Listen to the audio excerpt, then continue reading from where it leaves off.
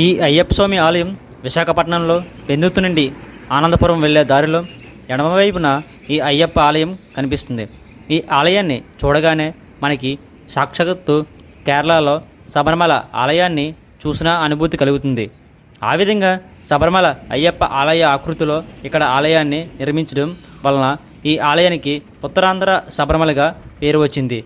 ఈ ఆలయం విశాఖపట్నంలో ప్రముఖ పుణ్యక్షేత్రమైన సింహాచలానికి కేవలం 8 కిలోమీటర్ల దూరంలో మాత్రమే ఉంది. దేశం నలుమూలల నుండి ఈ సింహాచలం ఆలయానికి భక్తులు దర్శించుకొని ఇక్కడికి చాలా సులువుగా చేరుకోవచ్చు. ఈ అయ్యప్ప ఆలయాన్ని చూడగానే మనకి పసిడి వర్ణంలో భక్తులకు కనిపిస్తుంది. ఈ ఆలయాన్ని ఈ మధ్యనే నిర్మించడం జరిగింది. ఈ ఆలయాన్ని నిర్మించడానికి అద్భుత శిలా నైపుణ్యం గల కళాకారులను తీసుకొచ్చి నిర్మించడం జరిగింది. ఇప్పుడు మనకి కనిపిస్తుంది దత్తాత్రేయ ఉపాలయం. మనం చూస్తున్నాం అక్కడ దత్తాత్రేయ విగ్రహం కూడా కనిపిస్తుంది మనకి ఇక్కడ. తర్వాత ఇక్కడ పక్కన మనకి సరస్వతిదేవి ఆలయం కూడా మనకు కనిపిస్తుంది. తర్వాత అది కొబ్బరికాయలు కొట్టే స్థలం. అది మనకు చుట్టూరు వాతావరణం చూసుకుంటే చాలా పచ్చని వాతావరణం, చాలా ఆహ్లాదకరంగా ఉంది మనకి. తర్వాత అక్కడ ఈ సరస్వతిదేవి ఆలయం కనిపిస్తుంది కదా, ఇందులో ప్రత్యేకమైన పూజలు జరుగుతాయి. ఆ పిల్లల అక్షరాభ్యాసం కూడా ఇక్కడ చేయడం జరుగుతుంది. తర్వాత ఇక్కడ మనకు కనిపిస్తుంది కదా సరస్వతిదేవి ఆలయంలో మనకి శరన్నవరాత్రి ఉత్సవాల్లో భాగంగా మీకు ఈ అలంకరణ కూడా విశేషాలు కూడా మీకు చూపించాను. అగో మనకి సరస్వతిదేవి ఉపాలయం ఇది. ఇక్కడ అక్షరాభ్యాసం చేయడానికి తల్లిదండ్రులు ఎక్కువ ఇక్కడ పిల్లల్ని తీసుకురావడం జరుగుతుంది. ప్రత్యేకించి ఇక్కడ చూసారు కొబ్బరికాయలు కొట్టే స్థలంలో మనకి ఇక్కడ దేవుల విగ్రహాలు కూడా చాలా వరకు మనకు కనిపిస్తున్నాయి. తర్వాత ఇక్కడ మెట్ల మార్గం, ఇది వచ్చే మార్గం అనమాట ఇది ఆలయానికి. ఇప్పుడు మనకు కనిపిస్తున్న ఉపాలయం శ్రీ దత్తాత్రేయ స్వామి ఆలయం. ఈ దత్తాత్రేయ స్వామి బ్రహ్మ విష్ణుమూర్తి మహేశ్వరుడి స్వరూపం. సప్తఋషులలో ఒకడైన అత్రి మహర్షి అనసూయ కొడుకే దత్తుడు. ఇతను చాలామంది దేవతలకు జ్ఞానబోధ చేసినట్టు మనకి పురాణాలు చెప్తున్నాయి. ఇప్పుడు మనకి వినాయకుడి విగ్రహం కనిపిస్తుంది ఈ పైన అక్కడ మనకి. తర్వాత ఇక్కడ చూస్తే మనకి కరుత్తు స్వామి యొక్క విగ్రహం కూడా కనిపిస్తుంది ఇక్కడ మనకి. తర్వాత కొంచెం ముందుకు వస్తే మనకి స్వామివారి మెట్ల పక్కనే ఇరువైపులా మనకి గజరాజుల యొక్క విగ్రహాలు ఇక్కడ చాలా బాగా మనకి ఆవిష్కరించారు. ఇక్కడ చూడండి అవి గజరాజులు. అటువైపు కూడా ఒక గజరాజు కూడా ఉంటారు. అలా ఇటువైపులా అయ్యప్ప స్వామి 18 మెట్లు ఇరువైపులా మనకి ఈ గజరాజులను చాలా అద్భుతంగా శిల్పులు తీర్చిదిద్దారు. తర్వాత ఇవి చూసుకుంటే స్వామివారి మెట్లు ఇవి 18 మెట్లు మనకి చూడండిగా. మనకి పసిడి వర్ణంలో మనకి చాలా అద్భుతంగా మనకి ధ్వజస్తంభం ఆనుకొని మనకి మెట్లు స్పష్టంగా కనిపిస్తున్నాయి. ఇది మనకి ఈ 18 మెట్లకి కూడా ఒక విశిష్టత ఉంటుంది. తర్వాత చెప్తాను అవి. తర్వాత ఇటువైపు చూసుకుంటే మనకి ఇటువైపు కూడా చెప్పాను కదా ఇంకో గజరాజు. మెట్లకి ఇరువైపులా 2 గజరాజులను పెట్టారు. తర్వాత ఇక్కడ ఒక విగ్రహం ఉంది, కురుత్తు స్వామి అతని పేరు. ఇది ఇక్కడ కూడా పెట్టారు ఈ విగ్రహం. తర్వాత చూసుకుంటే మనకి కొంచెం గోపురాలు అవి మనకి చాలా బాగా కట్టారు ప్రతి ఉపాలయానికి కూడా. తర్వాత ఇక్కడ మనకి కుమారస్వామి యొక్క విగ్రహం కూడా కనిపిస్తుంది. తర్వాత ఇక్కడ లక్ష్మీదేవి మనకి విగ్రహం. తర్వాత ఇక్కడ గోపురం కనిపిస్తుంది మనకి. సరస్వతిదేవి ఆలయం యొక్క గోపురం అది. తర్వాత మనం సరస్వతిదేవి యొక్క విగ్రహం ఇప్పుడు మనం చూద్దాం. ఈ సరస్వతిదేవి మనకి చదువుల తల్లి అని మన అందరికీ తెలుసు. పిల్లల అక్షరాభ్యాసానికి తల్లిదండ్రులు ఇక్కడికి వచ్చి పిల్లలతో అక్షరాభ్యాసం చేయిస్తారు. ప్రత్యేకించి దేవీ నవరాత్రి ఉత్సవాలలో భాగంగా 6వ రోజు సరస్వతిదేవి అలంకరణ సందర్భంగా ఈ అక్షరాభ్యాసం ఇక్కడ ఒక వేడుకలా జరుగుతుంది. అమ్మవారి చేతిలో ఉన్న వేణ పేరు కచ్చపి. ప్రతి ఒక్కరూ చదువుల్లో బాగా రాణించి ఒక ఉన్నత హోదా సంపాదించాలంటే ఒక సరస్వతీదేవి అనుగ్రహం ఉండాలి. కనుక ఆలయంలో అంతర్భాగంగా ఈ సరస్వతీదేవి ఉపాలయాన్ని నిర్మించడం జరిగింది. ఇప్పుడు మనం ఈ మెట్ల మార్గం ద్వారా మనకి అయ్యప్ప స్వామి ఆలయానికి వెళ్దాం. ఇప్పుడు మనకి మెట్ల మార్గం వెళ్ళినప్పుడు చూస్తే మనకి ఈ యొక్క ఆలయం యొక్క పరిసరాలు మనం ఇక్కడ చూసుకుంటే మనకి ఇక్కడ బ్రహ్మదేవుడు కనిపిస్తున్నాడు. తర్వాత మనకి కొంచెం పైకి వెళ్తే మనకి అయ్యప్ప స్వామి ఆలయం ముందు భాగంలో ఉన్న ఈ ఉపాలయం పైన మనకి సాయిబాబా విగ్రహం కూడా కనిపిస్తుంది. తర్వాత మనకి ఆంజనేయ స్వామి విగ్రహం కూడా కనిపిస్తుంది ఇక్కడ మనకి. తర్వాత చూడండి ఇక్కడ అంతా మనకి ఒకే ఆలయం మొత్తం ఒకే రంగులో మనకి కనిపిస్తుంది. అదే మనకి పసిడి రంగు. తర్వాత అక్కడ ఎదురుగా చూస్తే మనకి బెల్లం విని ఇక్కడ ఉపాలయం అది. తర్వాత చూపిస్తాను మీకు మళ్ళీ ఆలయం కోసం విశేషాలు. తర్వాత ఇక్కడ చూస్తే మనకి ఇక్కడ ఆలయానికి తర్వాత మనకి ధ్వజస్తంభం కనిపిస్తుంది. ఈ ధ్వజస్తంభం యొక్క విశేషాలు ఇప్పుడు చూద్దాం మనం. ఇప్పుడు మనం ధ్వజస్తంభం యొక్క విశేషాలు తెలుసుకుందాం. ఆలయం అనే శరీరానికి మూలవెరట్టును ముఖంగాను, ధ్వజస్తంభాన్ని హృదయంగాను భావిస్తారు. ఆలయంలో మూలవెరట్టు ఎంత ముఖ్యమో ధ్వజస్తంభం కూడా అంతే ముఖ్యం. ఆలయంలో మూలవెరట్టు ఎదురుగా ధ్వజస్తంభాన్ని ప్రతిష్ఠిస్తారు. ఆలయంలోకి ప్రవేశించగానే ముందు ధ్వజస్తంభాన్ని దర్శించుకుంటా మూలవెరట్టును చూడరాదు. ఆలయంలో ప్రదక్షిణలు చేసేటప్పుడు ధ్వజస్తంభంతో కలిపి చేయాలి. అప్పుడే మనకి ప్రదక్షిణలు పూర్తయినట్టు. ఇప్పుడు మనకి సరస్వతిదేవి ఆలయం గోపురం మీద ఉన్న అమ్మవారి యొక్క విగ్రహాలు కూడా ఉన్నాయి ఇక్కడ. అవి కూడా ఇప్పుడు చూద్దాం మనం. ఈ ఆలయం చుట్టూ కూడా మనకి అమ్మవారి యొక్క విగ్రహాలు ప్రతిష్ఠించారు. రాజరాజేశ్వరి దేవి యొక్క అమ్మవారి విగ్రహం అది. తర్వాత ఇటువైపు చూస్తే మనకి ఒక దుర్గాదేవి విగ్రహం కూడా కనిపిస్తుంది. మీకు ఇప్పుడు చూపిస్తాను అది చూడండి. దుర్గాదేవి అమ్మవారు మనకి చుట్టూ గోపురాల చుట్టూ చాలా అద్భుతంగా అమ్మవారి యొక్క విగ్రహాన్ని ఆవిష్కరించారు. తర్వాత మనకి కలశం కూడా కనిపిస్తుంది సరస్వతిదేవి ఆలయం యొక్క గోపురం మీద మనకి. తర్వాత ఇది బయటికి మన అయ్యప్ప స్వామి దర్శించుకున్న తర్వాత మొత్తం పూర్తయిన తర్వాత బయటికి వెళ్ళే దారి అది. ఇప్పుడు మనం మళ్ళీ ఆలయం యొక్క ప్రధాన ద్వారం ద్వారా చూసుకుంటే ఇక్కడ మనకి భక్తులు చాలామంది వచ్చి స్వామివారిని దర్శించుకుంటున్నారు. మనం చూస్తున్నాం చాలా ఎక్కువ సంఖ్యలో భక్తులు రావడం చూస్తున్నాం. ఇక్కడ ధ్వజస్తంభాలు అవి కూడా మనకి ఉన్నాయి చుట్టూరు మనకి ఆలయం బయట అలాగా. తర్వాత మనకి ఆలయం యొక్క ప్రధాన మూలవిరట్టు అది. తర్వాత ఇక్కడ చూసుకుంటే మనకి చుట్టూరు మాత్రం ఒక స్తంభాలు చాలా అద్భుతంగా మనకి ఒక అందంగా తీర్చిదిద్దారు ఈ స్తంభాలని. తర్వాత మనం చూసుకుంటే చుట్టూరు పరిసర ప్రాంతాలు మనకి చాలా అందంగా కనిపిస్తున్నాయి కనువిందుగా. చుట్టూరు పచ్చని వాతావరణం కూడా మనకి చాలా బాగుంది. అయ్యప్ప స్వామి జన్మ వృత్తాంతాన్ని ఈ ఆలయం బయట ప్రాంగణం గోపురం మీద ఒక శిల్పకళా రూపంలో మనకి ఆవిష్కరించి వివరించారు.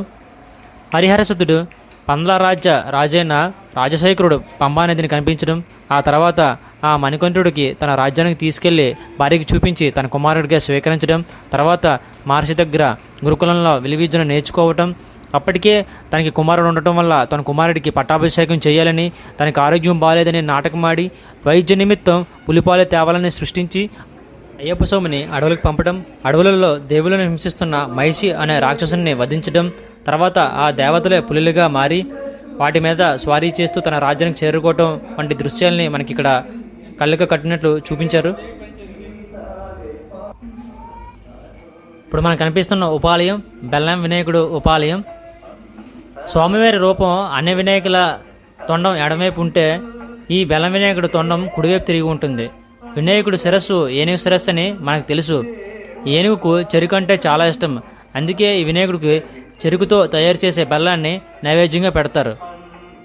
అందుకే భక్తులు తమ సామర్థ్యం మేరకు ఎంత బెల్లాన్ని మొక్కుకుంటే అంత బెల్లాన్ని స్వామికి నైవేద్యంగా పెట్టి తమ మొక్కును తీర్చుకుంటారు. ఆ విధంగా ఈ బెల్లం వినాయకుడి యొక్క అనుగ్రహం భక్తుల మీద స్వామివారికి కరుణ కటాక్షాలు చూపించి భక్తులకి తమ యొక్క కోరికల్ని నెరవేరుస్తాడని భక్తుల యొక్క ప్రగాఢ విశ్వాసం.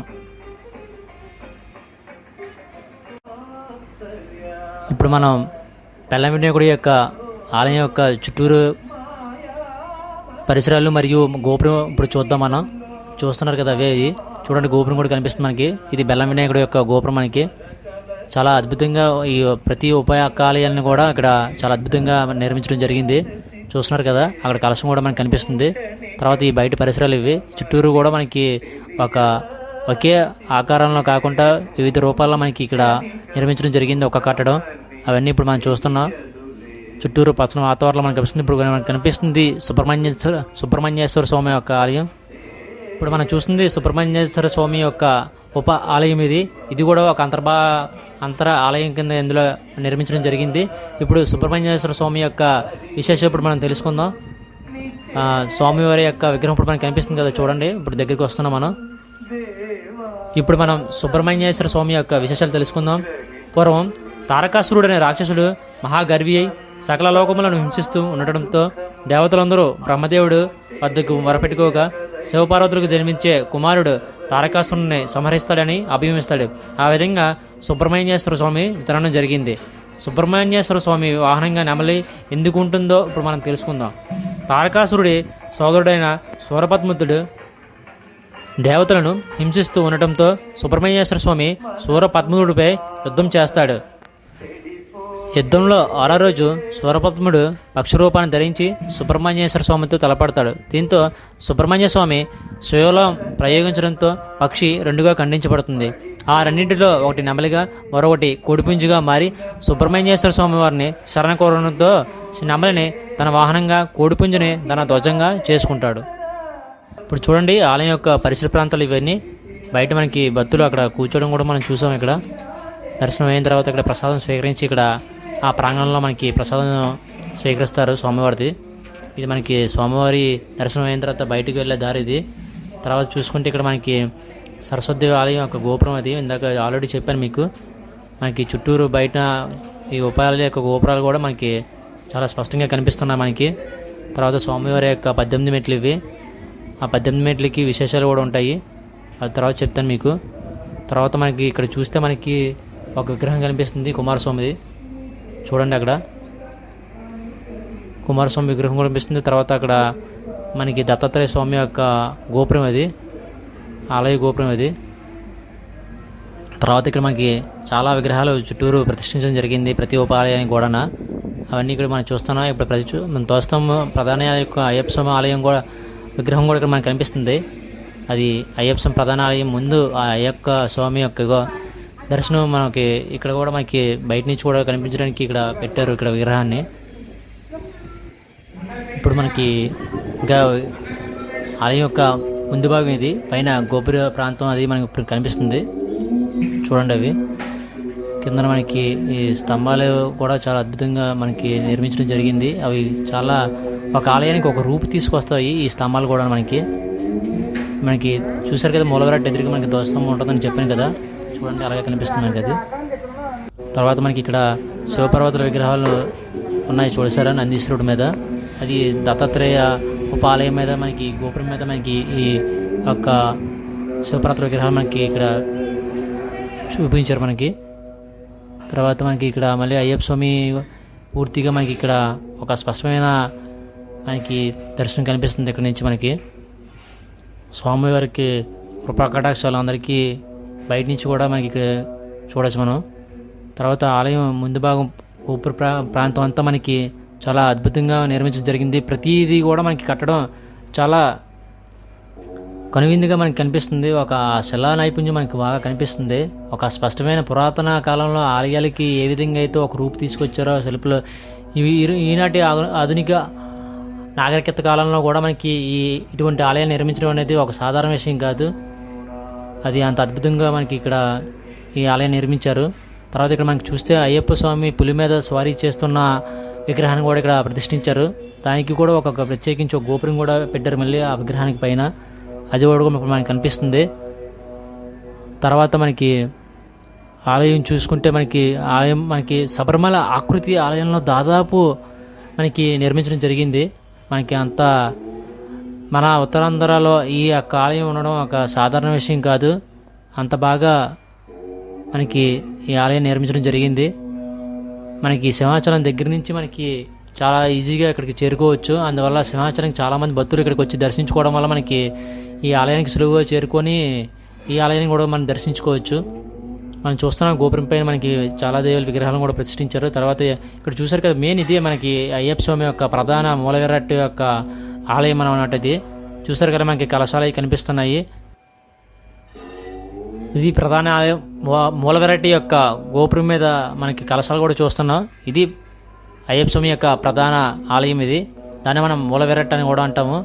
ఉత్సవమూర్తులు వేరేగా ఉంటారు. మనకి చూసారు కదా ప్రతి కట్టడం కూడా ఇక్కడ మనకి ఒక చాలా మనకి అద్భుతంగా కనిపిస్తుంది. మనకి పూర్వం ఎలాగైతే మనకి శిల్పులు ఏ విధంగా అయితే మనకి పురాతన ఆలయాలని చూడగానే మనకి ఏ అనుభూతి కలుగుతుందో మనకి ఈ ఆలయం కూడా ప్రతి కట్టడం కూడా ఒక మంచి అనుభూతిగా మనకి ఇక్కడ కనిపిస్తుంది మనకి. అందుకే దీనికి ఉత్తరాంధ్ర శబరిమలగా పేరు వచ్చింది. ఎందుకంటే శబరిమల ఆలయం మనకి ఎలా ఉందో అలాగే ఉంది.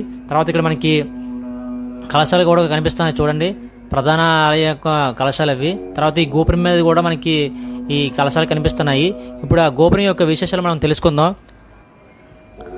పూర్వం ఒక భక్తుడు శ్రీమన్నారాయణ కోసం తపస్సు చేయగా హరి ప్రత్యక్షమై ఒక వరం కోరుకోమంటాడు.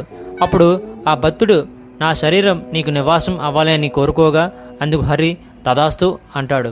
అందుకే ఆలయం అతని శరీరం నివాసం అయితే అతని శిరస్సు గోపురంగా మారింది.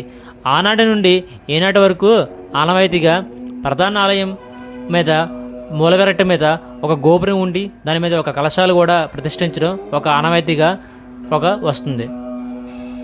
ఇప్పుడు ఆలయం యొక్క వెనుక భాగం మన ఈ గోపురం అని కూడా మనం చూద్దాం. మళ్ళీ ఇక్కడ చూడండి, ఆలయం ఇది ప్రధాన ఆలయం యొక్క వెనుక భాగం కూడా మనకి చూస్తుండగా మనకి శబరిమల ఆలయంలో ఉన్న అనుభూతి మనకి కలుగుతుంది.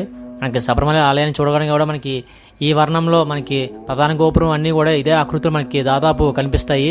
అందువల్ల మనకి ఈ ఆలయాన్ని ఉత్తరాంధ్ర శబరిమలగా మనం పేర్కొనడం జరిగింది. చూడండి, మనకి గోపురం కూడా మనకి ఎంత దూరం నుంచి అయినా సరే ఈ గోపురం మనకి కనిపిస్తుంది. ఈ గోపురం మరొక విశేషం ఏంటంటే, పూర్వం ఈ ప్రధాన ఆలయాలకి ఇంత పెద్ద గోపురాలు కూడా ఒక ఊరికి వచ్చే ఒక తుఫాను యొక్క విపత్తు నుండి కూడా ఈ గోపురాలు చాలా గ్రామాలని కాపాడేవి. తర్వాత బాటసారులకి వెళ్ళేటప్పుడు సేదరడానికి కూడా ఈ గోపురాలు ఒక నీడనిచ్చేవి. ఆ విధంగా ఈ గోపురాలకి చాలా చరిత్ర ఉందని చెప్పుకోవచ్చు మనం. తర్వాత చూసారు కదా, మనకి ఇక్కడ కలశాలు మొత్తం పూర్తిగా మనకు స్పష్టంగా కనిపిస్తున్నాయి. ఇప్పుడు ఆలయం మనకి ముందు భాగానికి దాదాపు మళ్ళీ వస్తున్నాం మనం.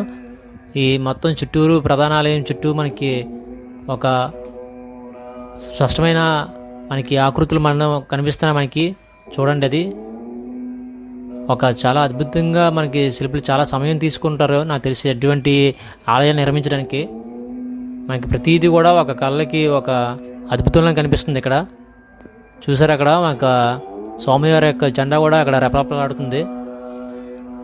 చుట్టూరు జెండాలు కూడా ఇక్కడ ఈ ఆలయం చుట్టూరు మనకి కనిపించేవి మనకి చూస్తున్నాం కదా. తర్వాత ఆలయం ముందు భాగానికి మనం వెళ్తే పరిసరాలు కూడా మనకి చాలా బాగున్నాయి. ఈ ముందు భాగం ఎలా చూస్తుంటే మనం చూసారు కదా పరిసరాలు. తర్వాత మనకి ఇక్కడ ప్రాంగణం కూడా ఉంది అక్కడ. తర్వాత ఇక్కడ మనకి చూస్తున్నాం భక్తులు ప్రసాదం తీసుకునే స్థలం అది. అక్కడ ప్రసాదం తీసుకొని ఇక్కడ ప్రాంగణంలో మనకి భక్తులు ప్రసాదాన్ని స్వీకరిస్తుంటారు. ఇప్పుడు మనకి ఈ దేవాలయంపై స్తంభాలపై వివిధ దేవతామూర్తులు ఇతర కళాకృతులు చెక్కి ఆలయానికి ఒక అపురూపమైన శోభ కల్పిస్తాయి. ప్రధాన ఆలయం ముందు చాలా ఏకశిలా స్తంభాలను కూడా ఇక్కడ ప్రతిష్ఠించారు. ఈ స్తంభాలపై మనకి అన్ని దేవుళ్ళను కూడా మనకి చూపించారు. ఇందులో ప్రత్యేకత ఏమిటంటే, స్తంభాల లోపల వైపు ఉన్న దేవుళ్ళు కోసం చెప్పుకుంటే విష్ణుమూర్తి యొక్క దశావతారాలను ఇక్కడ మనకి కనిపిస్తాయి. మొదటిగా మత్స్య అవతారం, తర్వాత మన కూర్మ అవతారం అన్నీ కనిపిస్తాయి. తర్వాత ఇరువైపులా చాలా దేవతామూర్తులు దేవుళ్ళ యొక్క విగ్రహాలు కూడా ఈ స్తంభాలపైన మనకి నిర్మించడం జరిగింది. అవన్నీ ఒక్కొక్కటిగా చూసుకుంటే ఇక్కడ మనకి చూసుకుని వెళ్దాం. ఇప్పుడు ఒక్కొక్కటి మనకి చూడండి, మనకి ఇప్పుడు ఈ ఏకస్థల స్తంభాలపై మనకి వివిధ దేవతామూర్తులు మనం చూస్తున్నాం. శ్రీకృష్ణుడు, తర్వాత అమ్మవారు, తర్వాత లక్ష్మీదేవి విగ్రహాలు చాలా వరకు మనకి ఈ స్తంభాలపై మనకి ప్రతిష్ఠించడం జరిగింది. అవన్నీ ఇప్పుడు మనం చూస్తున్నాం. ప్రతి స్తంభం మీద కూడా మనకి వివిధ దేవతామూర్తుల యొక్క విగ్రహాలు ఇక్కడ ప్రతిష్ఠించడం జరిగింది. చాలా మంచి ఆకృతిలో మనకి కనిపిస్తున్నాయి ఇవి. అంత బాగా శిలా నైపుణ్యంతో మనకి ఎక్కడ మనకి ఒక అద్భుత కట్టడంలో ప్రతి ఒక్క విగ్రహాన్ని ఇక్కడ ఈ స్తంభాలపై మనకి నిర్మించడం జరిగింది. ఇక్కడ చూసారు, కిందగా చూసుకుంటే మనకి సింహాలు కూడా ఉన్నాయి. తర్వాత ఇక్కడ మనకి దేవతామూర్తులు లక్ష్మీదేవి, తర్వాత ఇక్కడ చూసారా మనకి విగ్రహాలు కూడా కనిపిస్తున్నాయి. ఇటువైపు చూస్తే మనకి ఏనుగుపై ఒక విగ్రహం కనిపిస్తుంది. ఇవన్నీ చాలా వివిధ దేవతామూర్తులు వీళ్ళందరూ చూసారు కదా. ఈ దేవతలను మనం ఇంతకుముందు చూడకపోవచ్చు, కొంతమంది దేవతలు మనకి తెలియపోవచ్చు కూడా. వాళ్ళ కోసం అంత బాగా మనకి ఇక్కడ చూపించారు ఈ స్తంభాలపై. అలాగే దాదాపు ఒక 20-30 స్తంభాలు ఉన్నాయి.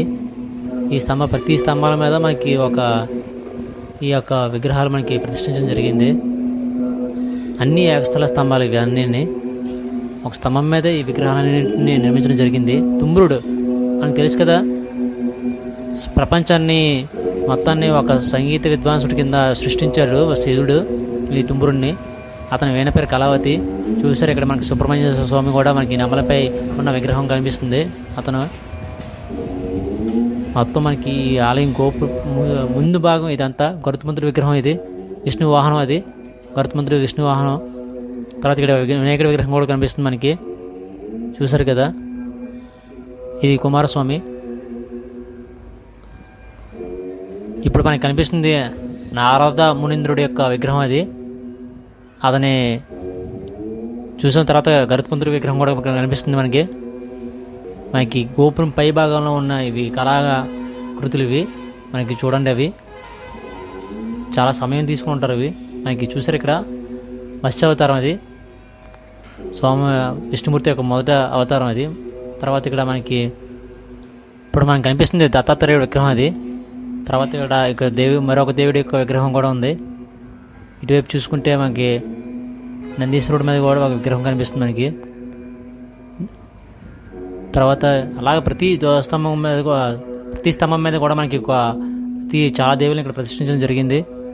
ఇక్కడ మనకి ఆలయం గోపుర భాగంలో ఉన్నాయి విగ్రహాలు.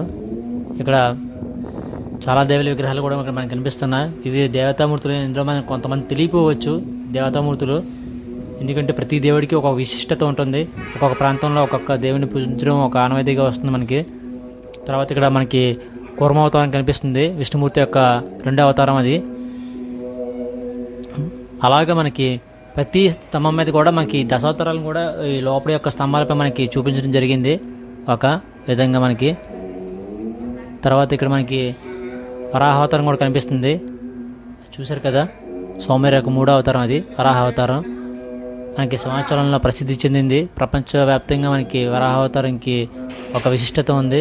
తర్వాత ఇక్కడ మరొక దేవతల యొక్క విగ్రహాలు కూడా ఇక్కడ మనకి ఉన్నాయి. తర్వాత శ్రీ వెంకటేశ్వర స్వామి యొక్క తిరుపతి వెంకటేశ్వర స్వామి యొక్క విగ్రహం కూడా ఉంది ఇక్కడ మనకి. తర్వాత అలా మనకి ప్రతి స్తంభం మీద కూడా ఒక వివిధ దేవతామూర్తులు ప్రతిష్ఠించడం అనేది ఒక మంచి విషయంగా మనం చెప్పుకోవచ్చు ఇక్కడ. ఎందుకంటే వీళ్ళని లక్ష్మీనరసింహ స్వామి కనిపిస్తున్నప్పుడు మనకి 4వ అవతారం. తర్వాత మరొక దేవత యొక్క విగ్రహాలు ఇక్కడ చాలా ఉన్నాయి.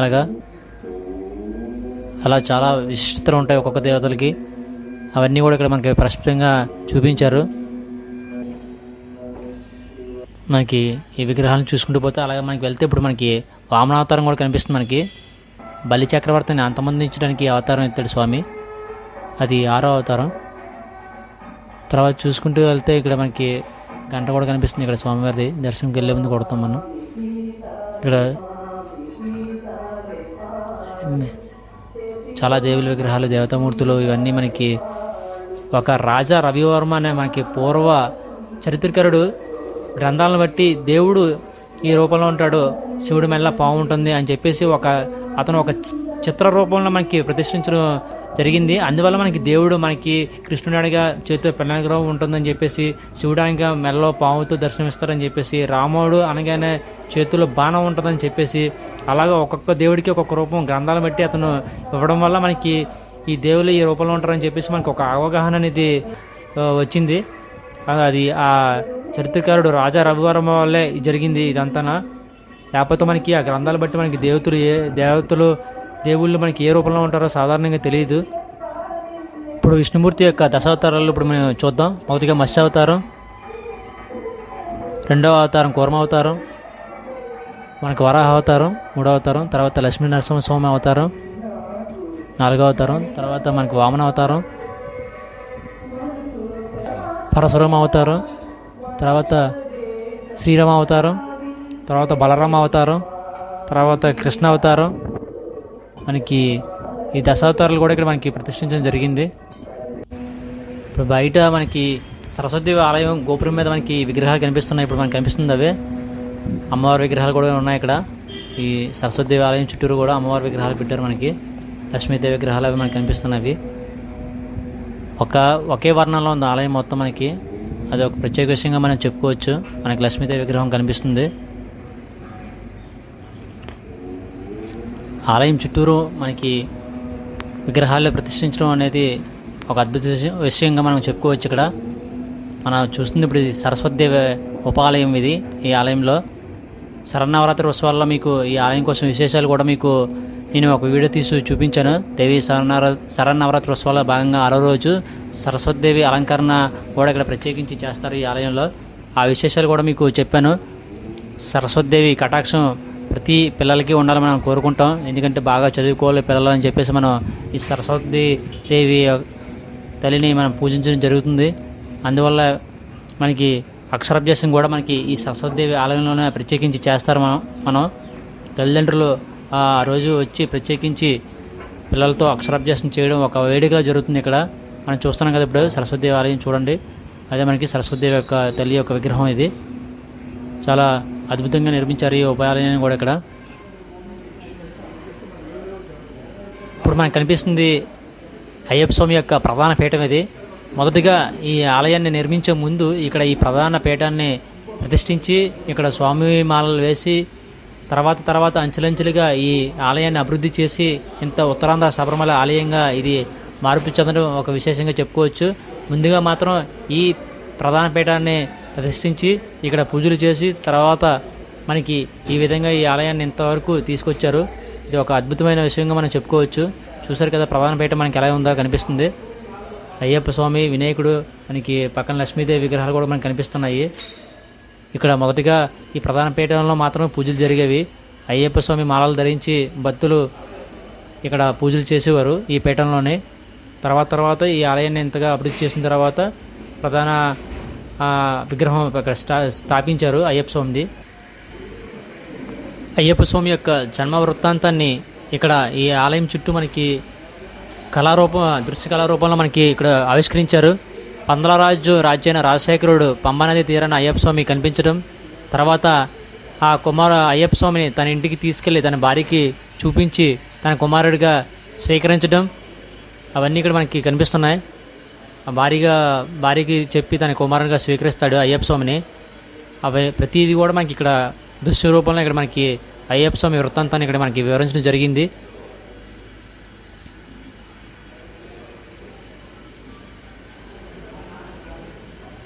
మనకి వినాయకుడి విగ్రహం కూడా ఇక్కడ కనిపిస్తుంది మనకి.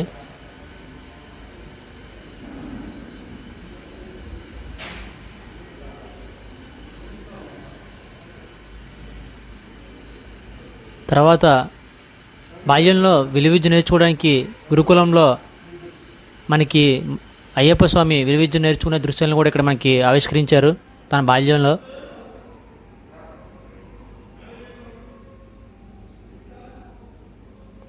ఇక్కడ చుట్టూరు మనకి ఈ విధంగా మనకి స్వామివారి యొక్క మొత్తం ఇతివృత్తాన్ని ఇక్కడ మనకి చాలా బాగా చక్కగా చూపించారు. ఆ దృశ్యాలన్నీ ఇక్కడ మనకి ఇప్పుడు ఒక్కొక్కటిగా చెప్పుకుంటూ వెళ్తున్నాను నేను. మనకి ఇక్కడ ఇది ప్రధాన పీఠం అన్నమాట. ఇది ఇక్కడ మనకి విష్ణుమూర్తి కూడా కనిపిస్తున్నారు చూడండి. తర్వాత మనకి ఈ ప్రధాన పీఠానికి చాలా మహత్యం ఉంది. ఎందుకంటే ఇక్కడి నుంచే ఈ ఆలయం ఇంత పెద్దగా అభివృద్ధి చెందింది. ఇది ఒక గొప్ప విషయం.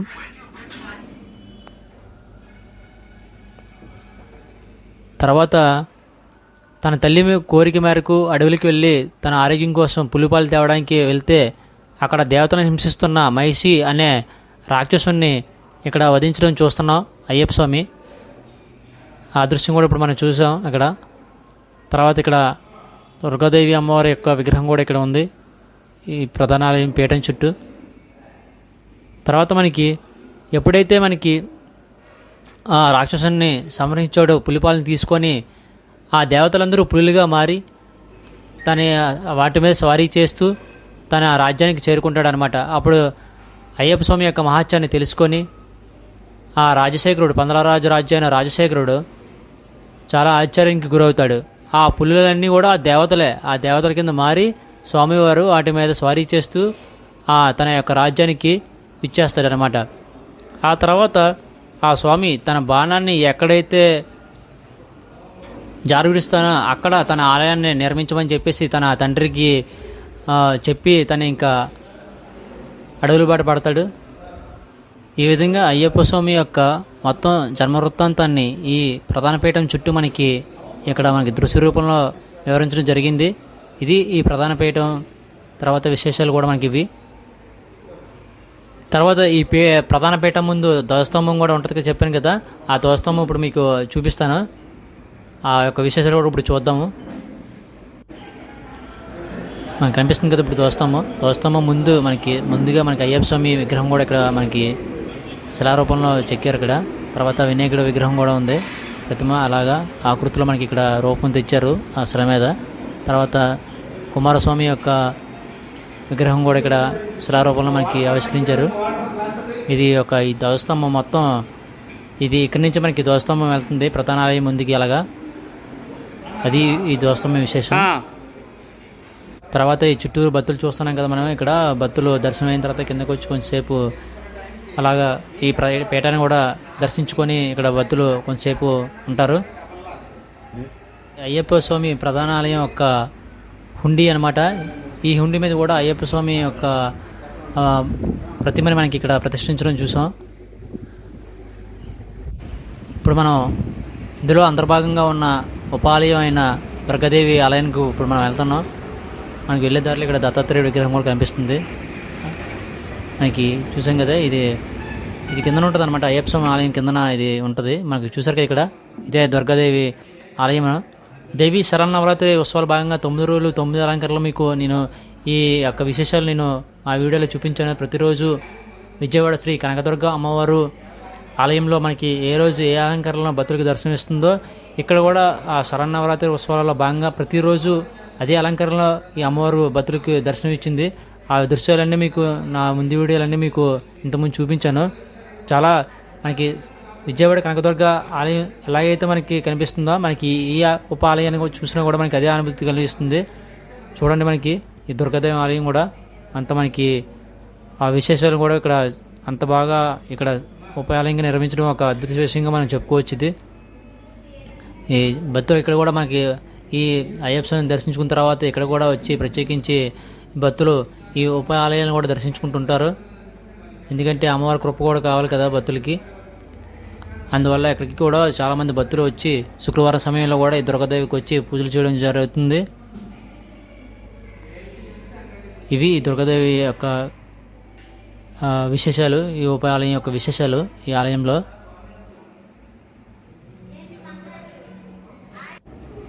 మనకి ఈ ఆలయం పేరు మాలికోపతురమ్మ తల్లి ఉపాలయం. ఇది కూడా ఒక అంతర్భాగం. ఈ ఆలయం కూడా ఇప్పుడు మనకు కనిపిస్తుంది నౌకల తల్లి అమ్మవారి యొక్క విగ్రహం. అది ఈ ఆలయం చుట్టూ అమ్మవారి విగ్రహాలు చాలా ప్రతిష్ఠించారు. మనకి అమ్మవారి విగ్రహాలు అంటే చాలా ప్రత్యేకమైన పూజలు చేస్తూ ఉంటారు. మనకి తర్వాత మనకి ఇక్కడ శ్రీ కనకమహాలక్ష్మి అమ్మవారి యొక్క విగ్రహం కూడా మనకు కనిపిస్తుంది. మార్గశిర మాసంలో ఈ అమ్మవారి యొక్క ప్రధాన పూజలు విశాఖపట్నం ఉన్న ప్రధాన ఆలయంలో బాగా చేస్తారు. భక్తులు విశేషంగా రావడం జరుగుతుంది అక్కడ కూడా. మనకి తర్వాత కొంచెం ముందుగా వెళ్తే మనకి దుర్గాదేవి అమ్మవారి యొక్క విగ్రహం కూడా మనకి ఇక్కడ ఈ ఆలయం చుట్టూ ఉన్న ఒక భాగంలో ప్రతిష్ఠించారు. ఈ ఆలయాన్ని చూస్తున్నంతసేపు మనకి ఒక పురాతన ఆలయం చూస్తున్నంత మనకి అనుభూతి కలుగుతుంది. ఆ విధంగా ఇక్కడ అన్ని కట్టడాలు ఇక్కడ నిర్మించడం జరిగింది. ఆ యొక్క గొప్ప విశేషంగా చెప్పుకోవచ్చు. ఇక్కడ మనం ఇటువైపు మనం వెళ్తే తర్వాత శివపార్వతుల విగ్రహాలు కూడా మనకు కనిపిస్తున్నాయి. ఇక్కడ నందీశ్వరుడి మీద ప్రతిష్ఠించున్నాయి ఈ యొక్క శివపార్వతుల విగ్రహాలు. ఇది కూడా ఇక్కడ మనకి ఇక్కడ భక్తులు వచ్చి దర్శించుకుంటారు. ఇక్కడ ఇది అంతర్భాగం చుట్టూ పరిసరాలు, ఈ ఆలయం చుట్టూ ఉన్న పరిసరాలు ఇవన్నీ మనకి ఏకస్థల స్తంభాలు ఇవన్నీ చాలా అద్భుతంగా వీటిని నిర్మించారు. ఇక్కడ మనం చూసుకుంటే ఇప్పుడు ఆలయం ప్రధాన ఆలయం ముందు భాగం నుంచి మళ్ళీ మనం ఆలయం చుట్టూ ఉన్న పరిసరాలు ఇప్పుడు మనం చూద్దాం. ఇప్పుడు ఆలయం ముందు భాగంకి వచ్చాం. ప్రధాన ఆలయం ఇది మొత్తం ముందు భాగం నుంచి. ఇది ఇక్కడ నుంచి చూసుకెళ్తే ఆలయం చుట్టూరు కూడా చాలా దేవుళ్ళ విగ్రహాలు ప్రతిష్ఠించారు. వాటి యొక్క విశేషాలు ఇప్పుడు మనం ఒక్కొక్కటి తెలుసుకుందాం. అయ్యప్ప స్వామి సన్నిధానం ముఖ్యంగా ఈ 18 మెట్లు ఉంటాయి. 41 రోజులు దీక్ష తీసుకొని ఇరుముడు ధరించిన వారు మాత్రమే ఈ 18 మెట్లు ఎక్కడానికి అర్హులు. ఈ 18 మెట్లని పంచలోహాలతో నిర్మిస్తారు. మనకి ఇక్కడ కుమారస్వామి విగ్రహం కనిపిస్తుంది. ఈ సన్నిధానం 18 మెట్ల పక్కన మనకి ఇరువైపులా వినాయకుడి విగ్రహం మరియు కుమారస్వామి విగ్రహం ఉన్నాయి. తర్వాత మనకి ఈ ఆలయం చుట్టూరు ఉన్న వివిధ దేవతల యొక్క విశిష్టతలు ఇప్పుడు మనం తెలుసుకుందాం. మనకి చూసారు కదా, ఈ ఆలయం బయట ప్రాంగణం అది. ఇదే 18 మెట్ల ముందును మనకి ధ్వజస్తంభం కూడా ప్రధాన ఆలయం ముందు ఎలా ప్రతిష్ఠించారో చూద్దాం. ఇది చూసారా, ప్రధాన ఆలయం వెలుపల మనకి ఇటువైపు మనకి ఆ చుట్టూరు చూసారు కదా, ఆ చివరంబడి మనకి వివిధ దేవతల యొక్క విగ్రహాలు ఉంటాయి. అవి ఒక్కొక్కటి ఇప్పుడు మనం తెలుసుకుందాం. మొదటిగా మనకి ఇక్కడ శ్రీ అనవరం సత్యనారాయణ స్వామి యొక్క విగ్రహం కనిపిస్తుంది. పెళ్ళైన కొత్తలో చాలామంది దంపతులు సత్యనారాయణ స్వామి వ్రతం చేయించుకోవడం ఆనవాయితీ. అలాగే అనవరం దర్శించుకుంటారు. తర్వాత ఇక్కడ తిరుపతి శ్రీ వెంకటేశ్వర స్వామి యొక్క విగ్రహం కూడా ఉంది ఇక్కడ మనకి కనిపిస్తుంది. తర్వాత దేవతామూర్తుల విగ్రహాలు కూడా ఇక్కడ కనిపిస్తున్నాయి మనకి. తర్వాత ఇక్కడ బాలకృష్ణుడు మనకి బాల్యంలో కృష్ణుడు ఏ విధంగా అయితే మనకి దర్శనమిస్తాడో ఆ యొక్క విగ్రహం కూడా ఇక్కడ ప్రతిష్ఠించడం జరిగింది. తర్వాత ఇక్కడ కూడా దేవతామూర్తుల యొక్క విగ్రహాలు ఉన్నాయి ఇక్కడ, వివిధ దేవుళ్ళు. అది కూడా మనం చూస్తున్నాం. వాటి ప్రత్యేకించి గోపురాలు కూడా కట్టారు ఇక్కడ. తర్వాత విష్ణుమూర్తి యొక్క విగ్రహం కూడా మనకి ఇక్కడ కనిపిస్తుంది. దాని మీద కూడా మనకి గోపురం కూడా నిర్మించారు ప్రతి దానికి అలాగా. తర్వాత ఇక్కడ శ్రీరాముడి యొక్క మనకి విగ్రహం కూడా చూస్తున్నాం. లోక కళ్యాణం కోసం రావణ్ణి సంహరించడానికి మనకి శ్రీరామ అవతారం మనకి విష్ణుమూర్తి ఎత్తాడు. ఆ విధంగా రామావతారం జరిగింది మనకి. అలాగా మనకి చుట్టూరు మనకి ఈ దేవుళ్ళ యొక్క విగ్రహాలను ఇక్కడ ప్రతిష్ఠించడం జరిగింది. తర్వాత ఈ యొక్క ఆలయం వెనక భాగం తర్వాత అటువైపు కూడా మనకి వివిధ దేవతామూర్తుల యొక్క విగ్రహాలు ఇక్కడ స్థాపించడం జరిగింది ఇక్కడ మనకి. తర్వాత ఇక్కడ మనకి చూసుకుంటే ఇక్కడ ఈ పైన మనకి నందీశ్వరుడు యొక్క విగ్రహం కనిపిస్తుంది. చూపిస్తాను చూడండి. ఇప్పుడు మనకి అది నందీశ్వరుడు కనిపిస్తాడు మనకి. ఇది ఆలయం యొక్క వెనుక భాగం. ఇది మనకి కనిపిస్తుంది కదా నందీశ్వరుడు యొక్క విగ్రహం. అది దానికి కూడా సపరేట్గా ఒక గోపురం కట్టారు. అలాగా ఒక ఆకృతి తీసుకొచ్చారు ఈ ఆలయానికి. ఇక్కడ చూసుకుంటే మనకి తర్వాత శివుని యొక్క విగ్రహం ఉంది చూస్తున్నాం కదా, బోలాశంకరుడు యొక్క విగ్రహం అది. తర్వాత మనకి ఇక్కడ చుట్టూరు ఆలయం పరిసరాలు అవి. తర్వాత విష్ణుమూర్తి కూడా ఇక్కడ మనకి విగ్రహం ఉంది. అటువైపు పోతే మనకి బ్రహ్మ యొక్క విగ్రహం ఉంది. అంటే బ్రహ్మ విష్ణు మహేశ్వరుల యొక్క త్రిమూర్తుల యొక్క విగ్రహాలు ఈ ఆలయం యొక్క వెనుక భాగంలో ఇక్కడ ప్రతిష్ఠించడం జరిగింది. అటువైపుకి వెళ్తే మనకి నారదుడు యొక్క విగ్రహం కూడా ఉంది మనకి ఇక్కడ చూస్తున్నాం. తర్వాత ఇవి ఆలయం వెనక భాగం ఉన్న విగ్రహాలు ఇవి. ఇటువైపు వెళ్తే మనకి వివిధ దేవుల యొక్క విగ్రహాలు కూడా ఇక్కడ ప్రతిష్ఠించడం జరిగింది. అవి కూడా ఇప్పుడు మనం చూద్దాం ఒక్కొక్కటిగా. మనకి ఆలయం పరిసర చుట్టూ కూడా జెండాలు అవి స్థాపించారు ఇక్కడ. ఇటువైపు చూస్తే మనకి ఇక్కడ ముందుగా శివపార్వతుల యొక్క విగ్రహాలు ఉన్నాయి ఇక్కడ. మనం వాడి ఒడిలో వినాయకుడు కుమారస్వామి విగ్రహాలు కూడా ఉన్నాయి అక్కడ. తర్వాత శివుడు తపస్సు జ్ఞానముద్రలో ఉన్న మనకి విగ్రహం కూడా ఇక్కడ ప్రతిష్ఠించారు. తర్వాత ఇక్కడ శ్రీరామ లక్ష్మణ సీత విగ్రహాలు కూడా ఇక్కడ ప్రతిష్ఠించడం జరిగింది. మనకి శివపార్వతుల విగ్రహాలు కూడా ఉన్నాయి ఇక్కడ కూడా ప్రతిష్ఠించారు. ఆ దృశ్యాలు కూడా మనం చూస్తున్నాం. తర్వాత ఇక్కడ శ్రీ వరాహ లక్ష్మీ నరసింహస్వామి యొక్క విగ్రహం కూడా ఉంది. సింహాచలం ప్రత్యేక దేవస్థానం అది మనకి. ఎప్పుడు స్వామి చందనంలో మాత్రమే మనకి దర్శనమిస్తాడు. ఒక్కరోజు నిజ రోజు దర్శనం మాత్రం ఇస్తాడు. తర్వాత మనకి శ్రీ కనకమహాలక్ష్మి అమ్మవారి యొక్క విగ్రహం కూడా మనకు కనిపిస్తుంది చూడండి. మార్గశిర మాసంలో ప్రత్యేకమైన పూజలు చేస్తాము అమ్మవారికి. తర్వాత శ్రీ రాజరాజేశ్వరి దేవి యొక్క విగ్రహం కూడా ఇక్కడ మనకు కనిపిస్తుంది అమ్మవారిది.